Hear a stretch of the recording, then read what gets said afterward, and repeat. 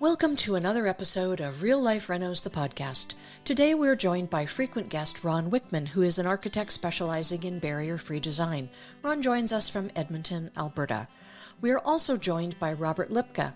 Robert has a master's degree in urban and rural planning from Dalhousie University in Nova Scotia, Canada, and is a member of the Alberta Professional Planners Institute. He's currently a principal urban designer with the City of Edmonton's urban design team and has 20-plus years working in Edmonton, Toronto, and Auckland, New Zealand, providing designs and reviews that focus on urban design, universal design, and crime prevention through environmental design. I'm sure we could do a whole podcast just on Robert's experiences in New Zealand, but today we'll be talking about creating accessible outdoor spaces, and the conversation veered off into the increasing prevalence of infill housing, some of them fronting on back alleys. Can accessibility and appropriate outdoor living be created in these spaces? We'll find out. Welcome to Robert and Ron. I'm so happy to have our three-person podcast going today because we're going to learn a great deal. Well, thank you very much, Karen. It's nice to meet you, and I'm looking forward to this chat. Perfect. Definitely. And Yeah, Ron, and good to see you again.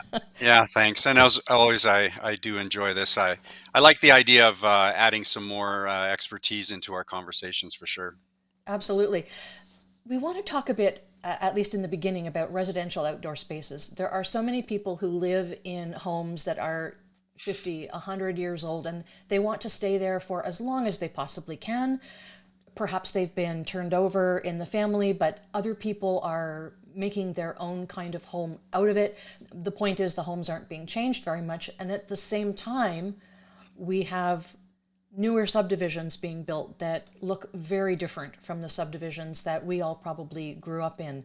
Robert, what can you tell us about creating beautiful outdoor spaces in this type of an environment? Oh, that could be a really long answer to that one. But first of all, I grew up in downtown Toronto, so I can't really relate to growing up in a suburb, thankfully. But our suburbs here in Edmonton over time have changed. And yes, when subdivisions were first happening in the 50s and 60s, there was a lot of space around homes. Sometimes the homes were developed with rear alleys, rear lanes where garage access was, and you had a big backyard.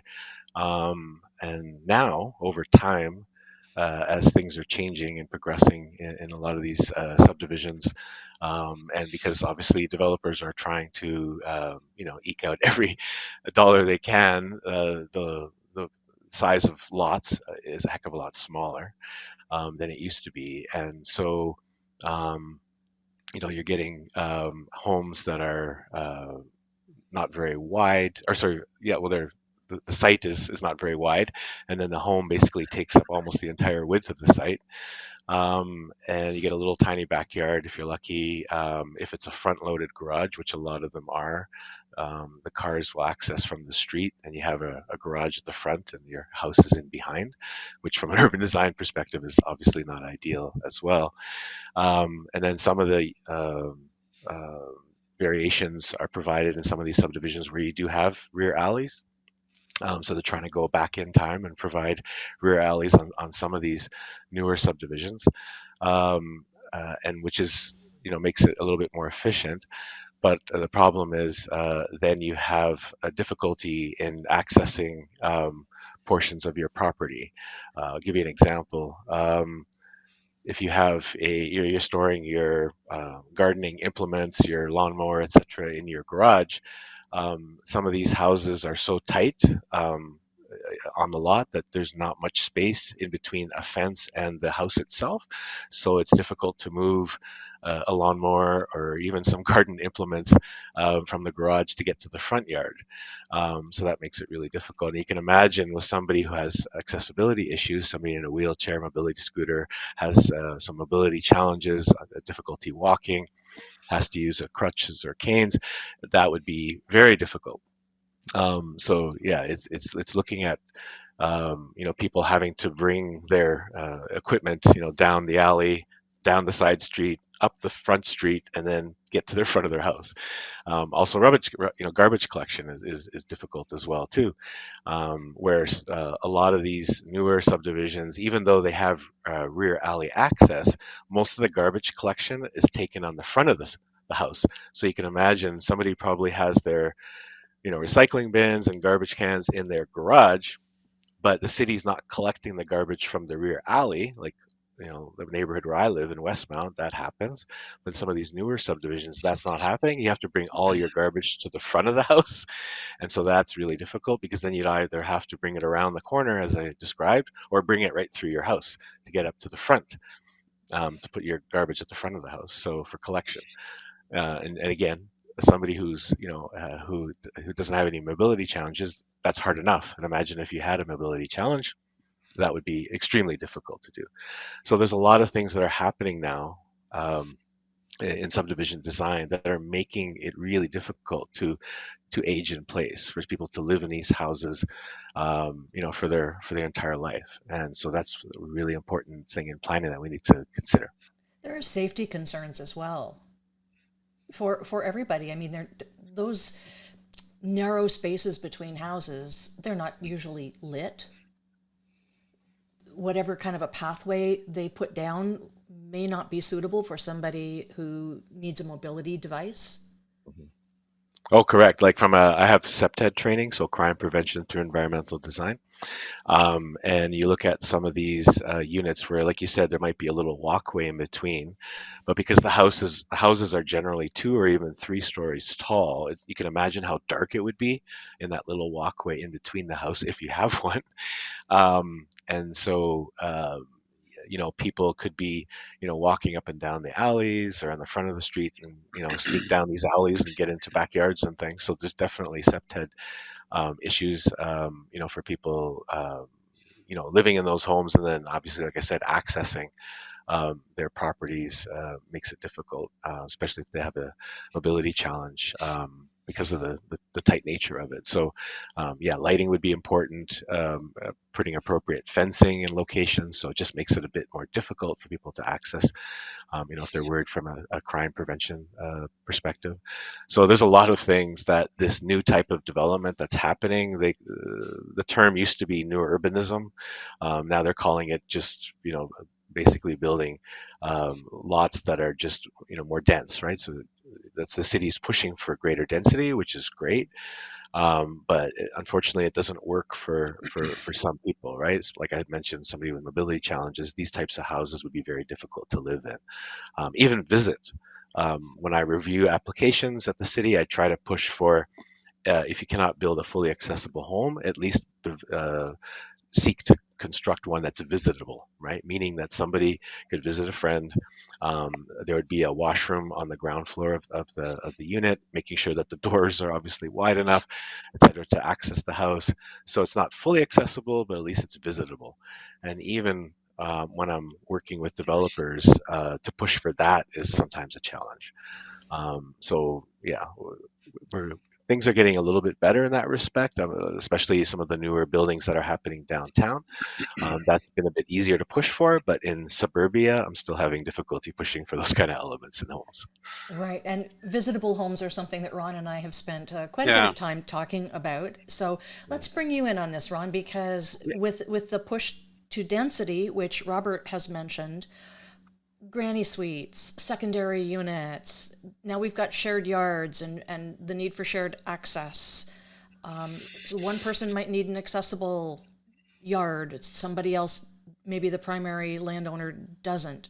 How do we maneuver around all of that? Yeah. So I just want to pick up on some of the things that Robert said as well.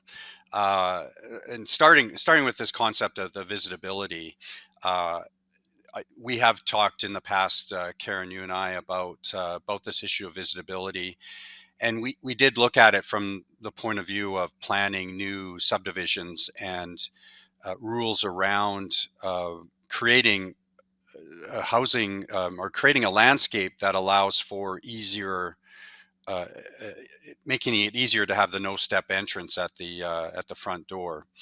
And something that I've never really been able to get a handle on, and Robert and I talk frequently, but I never really talked about this particular issue. But when it comes to the city being involved in the development of new neighborhoods, suburban neighborhoods, um, does the city have any enforcement rules in terms of a certain percentage have to be, or there's a certain density that's only allowed in a subdivision, so you have to have a certain proportion of like single family compared to multifamily.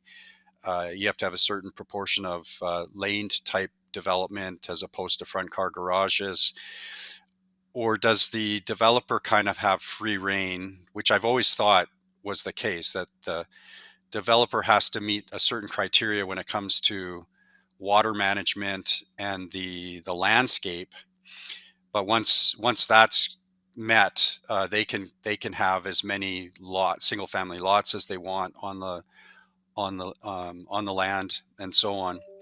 So before I kind of get into the weeds any more than that, I wonder, Robert, if you have any comments about that, because certainly when you get into areas like that have architectural controls, often I'm faced with the fact that an architectural control is that you have to have at least three steps at the front door, which completely goes against visitability, and then we have to ask for special permission from the developer. And so it seems to me that the city kind of stays out of really getting into looking at subdivision development with this kind of accessibility lens. Like they might promote it maybe, but they tend to stay away from any kind of enforcement or, strong um, regulations. Yeah, no, all great questions, Ron. As I was indicated earlier, we are getting improved development of apartment buildings and such downtown and in other, more highly dense areas where you're getting apartments and condominiums where they are more accessible than they used to be. But unfortunately, single family housing, you're right, you're bang on. Like there aren't, as far as I'm aware, I'm an urban designer. I'm not a planner at the city, so I'm not, intimately familiar with the zoning bylaw, especially the new one. I have had some input into it, so I'm generally aware of it. And I'm pretty confident that there's not a lot of requirements for developers in those types of single family homes. So hence you're getting that problem where you mentioned about having, three steps up to get to the front of the house. And of course there's reasons for that. We live in a winter city, and for building basements and making sure they stay dry and all those things. But there are ways around it. Yes, it may cost more money in the beginning, but it's definitely worth it to look at developing homes that, as I know you are always pushing for. You have no step access into the front entry. But even if, like, I've seen some designs where maybe a side or even a rear entry can be designed so that it can provide a ramp, right? So there are ways to do it. I've shown examples to developers of other cities, other winter cities that have similar issues that we have in Edmonton. But unfortunately, as you know, we don't have a lot of influence on that. And our access design guide, the document that focuses on accessibility, is unfortunately only solely focused on city projects. So any project that the city is working on, rec centers, swimming pools, libraries, everything that we build and everything that we maintain, technically is supposed to be fully accessible. That's going to take time because our documents, about 4 or 5 years old. So, but yeah, it doesn't apply to private development, which is unfortunate. So as I said, we're getting it in some of the more dense developments. We're getting more accessibility considerations, but in single family housing, nothing, unfortunately. Yeah. Yeah. And we really live in a world where the it's always considered the market will dictate, right? So um, developers will always say, "Don't make us do things. We'll do it when the market asks for it." And we both sit on the Barrier Free Design Council here in Alberta, And I remember when I first started almost 30 years ago with the committee, um, I was surprised to learn that the hotel industry in Alberta had lobbied to not have any real strong accessibility rules around the hotel suites themselves. So if any public washrooms have to meet code, the entrance has to meet code, but there was no demand or requirement to have any of the suites, hotel rooms accessible. And to this day, that is still true here in Alberta. We don't have Yeah. any rules around that. So when the industry says we'll do it when the demand is there, Yeah. Oh, are yeah. they saying the demand's not there? Oh, Is that oh, what's happening? hey, as you know, I'm not from here originally. When we moved back to Canada from New Zealand, because I lived there for 10 years, and we moved back here in Canada in 2015. One of the first hotels we stayed in before we got this house was just north from us here, near the old airport, and they only had one room available because it was late in the evening, and it happened to be the accessible suite. And that was the only choice we had. And I said, okay, fine. I felt guilty taking it, but there was nobody else needed it, so we took it, and it wasn't accessible at all. Like it was awful. It was poorly designed. So yeah, it's lovely to say they have accessible units, but I was really shocked. I've stayed in a few hotels now and throughout Alberta, having come from New Zealand where they have a lot more stringent rules, especially for hotels. Like you think tourism is one of their bread and butters, right? Like that's the key thing, where New Zealand makes a heck of a lot of money is tourism. So they have a really strong process where uh, new hotels have to go through an accessible, they call it Be Accessible program, and they get different levels, right? So you get like a gold, silver, bronze.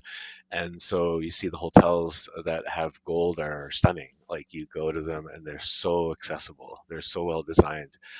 Most of the rooms are fully accessible, not just a few. Yeah, we have a long way to go, unfortunately, in Canada. I'm going to speak And on that, behalf of the homeowners, and Ron and I have talked about that before. The homeowners and the homeowner wannabes, who are the people that they are waiting to hear from. They don't know what they want. They don't know what the options even are.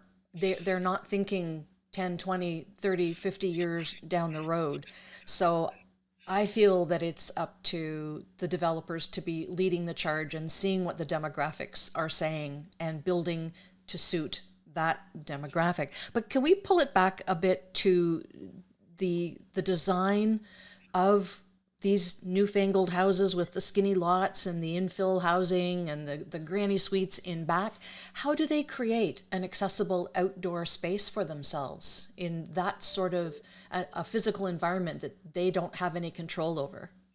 Right. Great question, Karen. Yeah, it's obviously, having, like I mentioned, some of the homes that I have reviewed do actually have accessible rear entries, which is great. So if you have, or even a granny flat, where they have an accessible entry.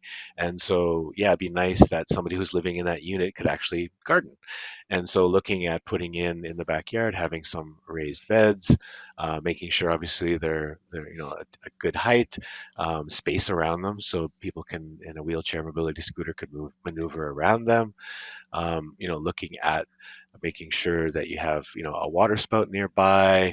There's all these little things. Obviously, garden. I'm not an avid gardener. Usually things die in my hands. But anyway, I try to do my best. But yeah, my mom wasn't very good gardener either, and she always told me. She said, if things don't last, that means it wasn't tough enough, and I don't want that in my garden.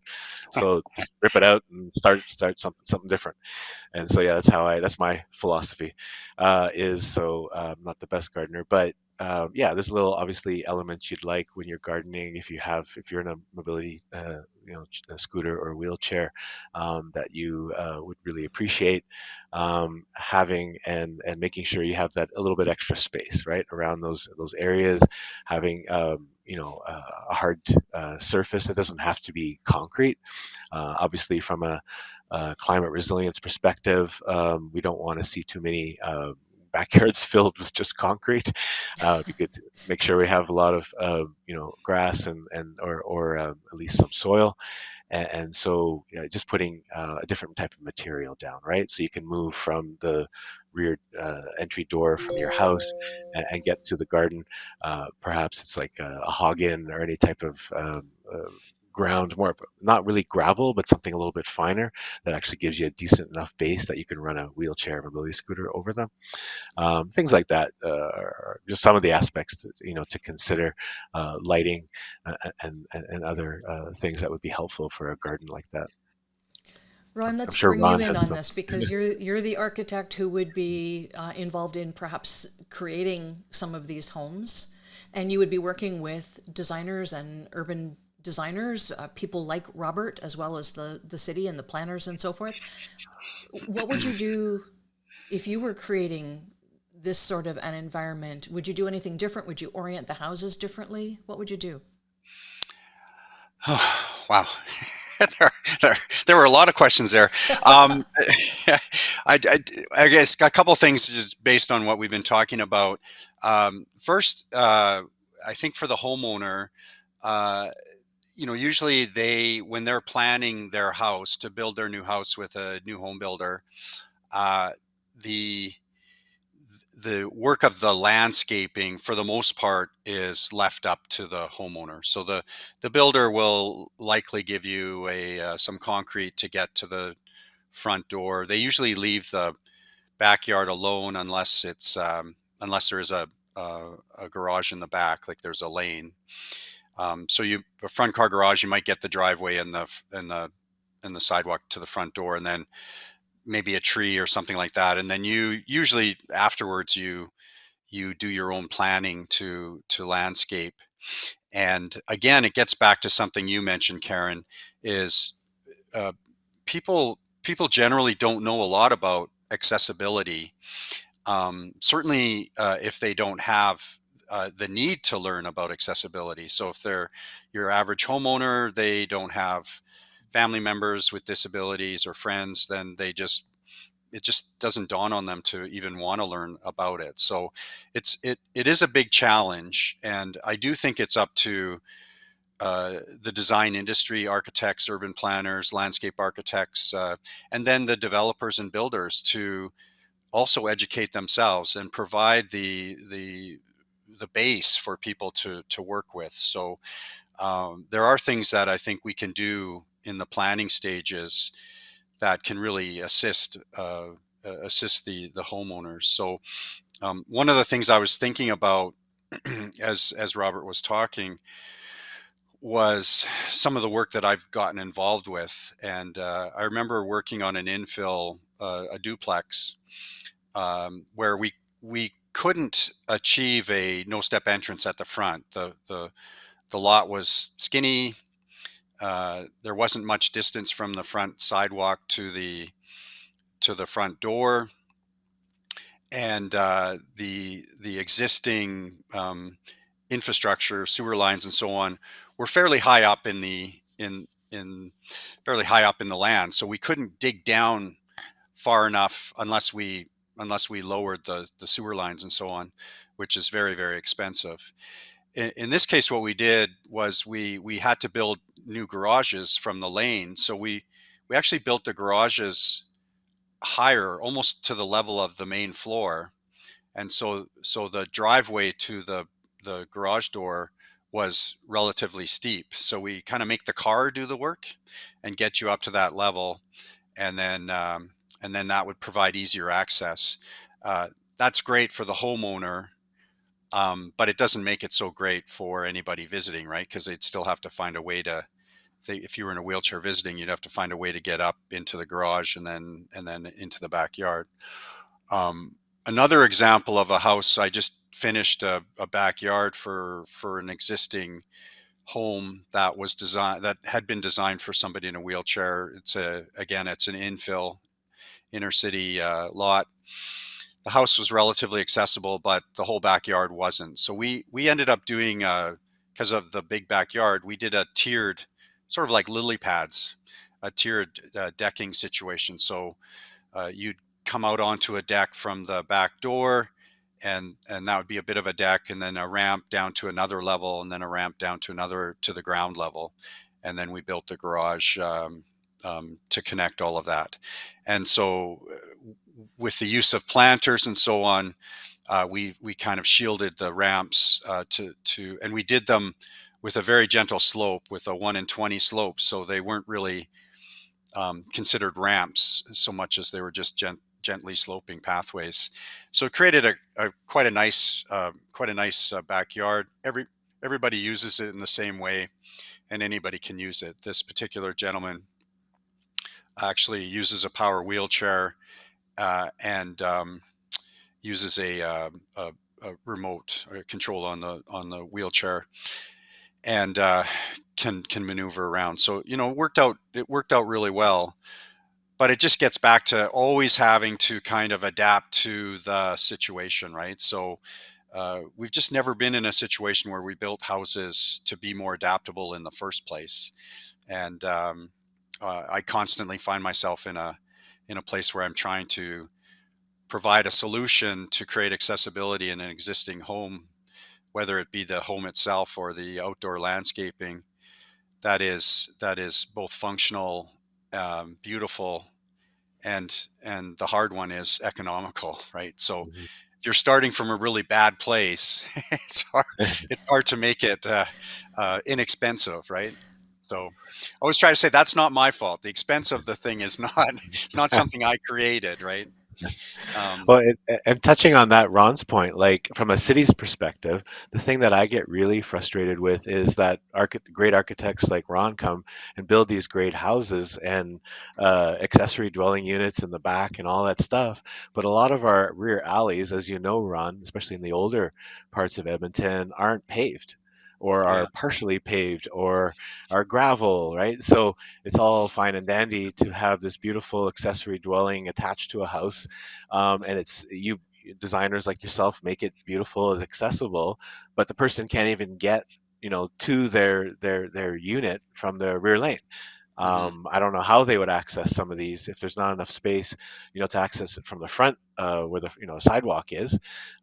So yeah, the city, I've been really pushing hard to make sure that we look at, if we're going to permit these accessory dwelling units, which we're starting to do more of, which is great, to increase densities in these older, more established, stable residential neighborhoods. We got to redo our alleys and make them more accessible. Yeah. And just to get into the the secondary suites, Robert, you can speak to this as well, because I'm not sure if this is unique to Edmonton or not, but we do have a particular city bylaw that allows you to do a secondary suite over a garage, for example, a detached garage in the back, that allows you to build something slightly larger than what is normally allowed, if you provide the accessibility features. So it's a bit of a carrot, I guess. You say you can build it bigger, but you have to, let's say, provide a residential elevator and make sure you have space to accommodate a wheel-in shower and maybe a little bit of a larger kitchen, that kind of thing. And so I know I got involved in that when the city was at the planning stages. Um, my the feedback I've gotten so far is that not very many builders or developers have really taken advantage of that regulation. But I'm not sure if that is unique to Edmonton or whether other cities have adopted Uh, a similar Edmonton, concept. yeah, well, like we've been doing it for a while now. I know in Toronto, because I used to work for the city of Toronto many, many years ago. They've been doing that for a long while. Vancouver also has been doing that, getting more rear, houses basically fronting onto alleys and lanes, right? And some of them, you could knock down the garage and just build another house there in some of those situations. But yeah, you're right. We do. There's several of them in my neighborhood in Westmount here, which exactly what you described, having a unit up above a garage. I think there was one or two that I'm aware of that do have the lifts that they put in. But again, like I said, they're lucky in that the alley that they live upon recently redone a few years ago, so it's pretty smooth and easy to access. But there's a number of others, and including the alley behind my garage. It's got a lot of potholes. It's Mhm. really desperately in need of a redo. And if you had a mobility scooter wheelchair, good luck trying to get to your unit Yeah. using the alley. So, yeah. Yeah, and I don't think we should just leave the. You mentioned something about the literally a new house that's fronting the lanes. Uh, that's certainly, I think, something here in Edmonton people would not be very familiar with. But I do know in Vancouver and Toronto that they're actually allowing, I don't know if everywhere in the city or just in certain parts of the city, where yeah, literally you can build another house on your lot, which has its own address and everything um, right from the lane. And I think it's a great idea myself. I know I live in a mature neighborhood myself, so not unlike you. I'm in Greenfield. Westmount is a sort of similar vintage. Um, I think that would certainly initially have some negative feedback from people in the neighborhood. I think they'd be worried about the lanes getting filled with cars parking and people visiting that other house and all that kind of stuff. So we're we're not there. Edmonton, Calgary, we're not um, the place that Toronto, Vancouver, Montreal are in, where density has just become a really, even a bigger issue than it is here.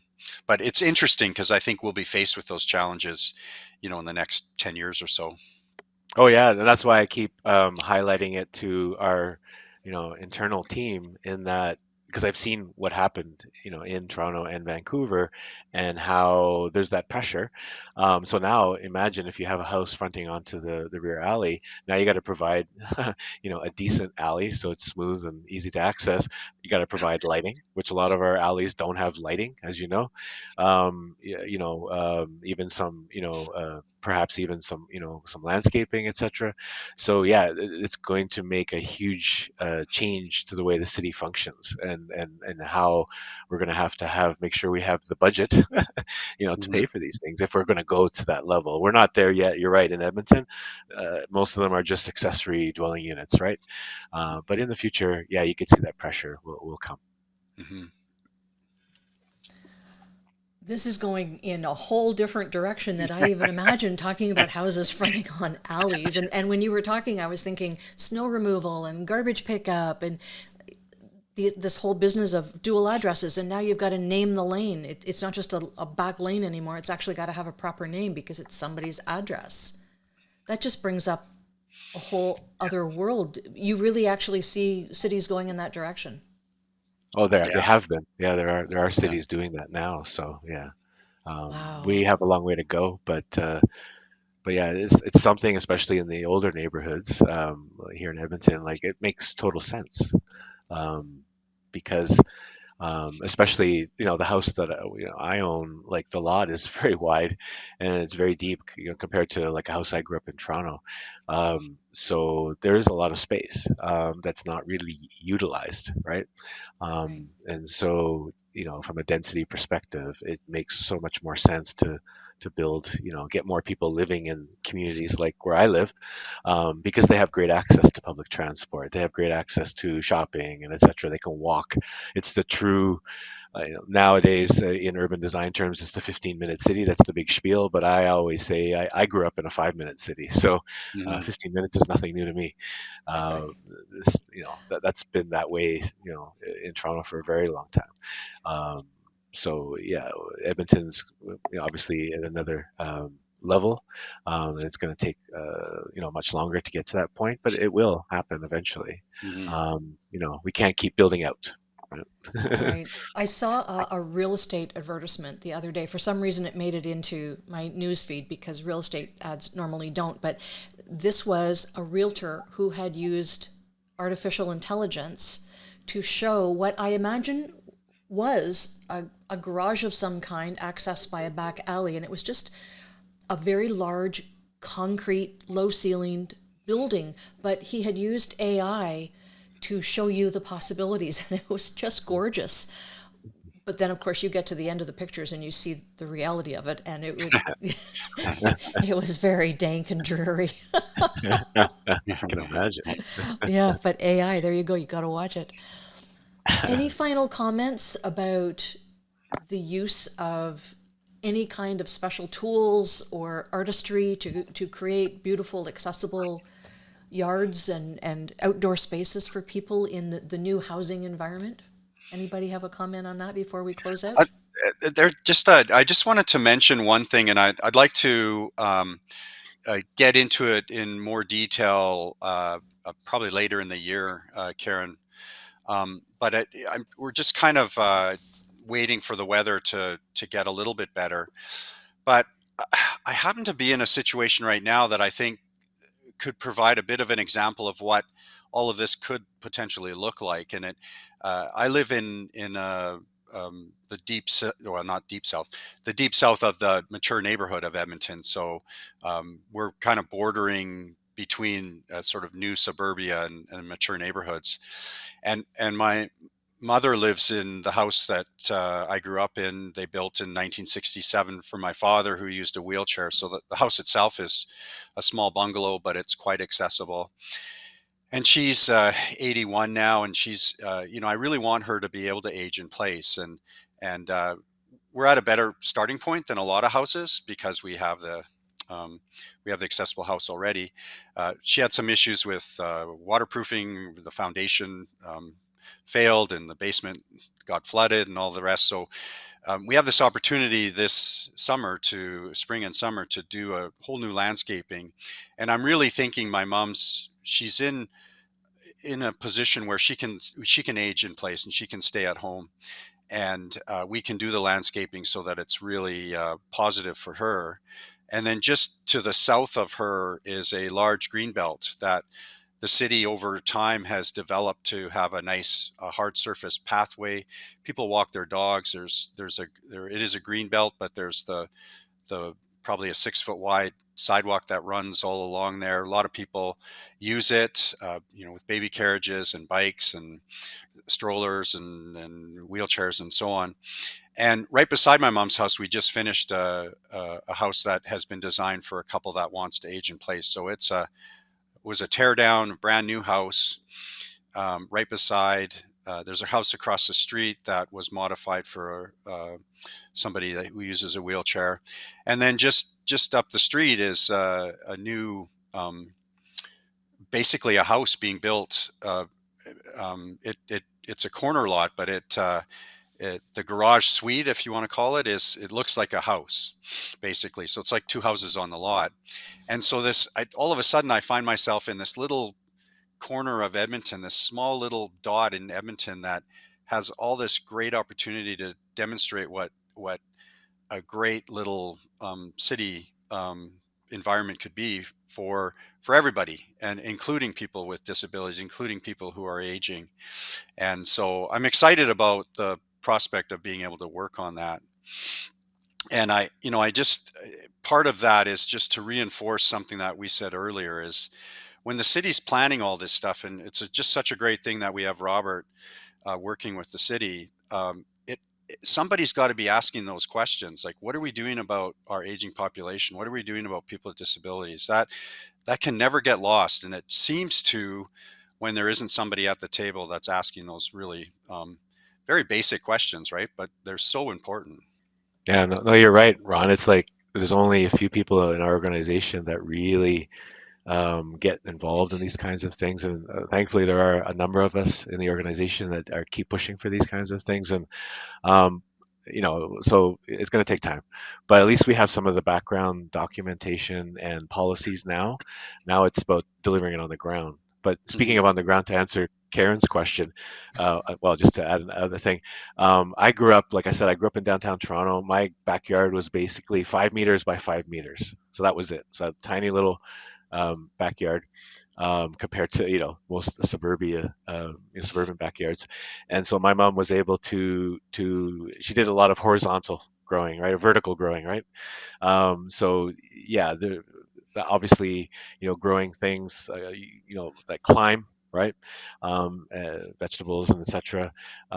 So I think there's people who are, in a mobility scooter, wheelchair, that have some mobility issues can still, you know, safely and easily use a raised planter bed, and even do some vertical growing cucumbers, etc. So there's a lot of things you could do in a small space. That's what I'm trying to get to. Mhm. So I think that it just takes a bit more thought. And there's a gentleman next to me. He used to grow oranges. He had orange tree in his garage. So it was incredible. So he had this beautiful garden, all the vegetables. And then he would say, "Oh, hey Rob, do you want an orange?" And he'd go into his garage because he had like it all heated and everything. And he was growing oranges. He was from Italy. He was a great guy. And so yeah, he would share his oranges with the neighbors. So you can grow things in a lot of interesting places. So Take heart, there are solutions. Well, that's what we're yeah. all about, is providing people solutions. So, and that's a great way to bring this particular podcast to a close. Ron, thank you as always for joining me. And Robert, what a treat to have you here. We're going to keep you around and do another podcast with you. So for those who have enjoyed Robert's take on things, just wait for the next one, because we're going to delve increasingly into his area of expertise. So thank you all for joining us, and I look forward to seeing all of you again on the next episode of Real Life Renos, the podcast.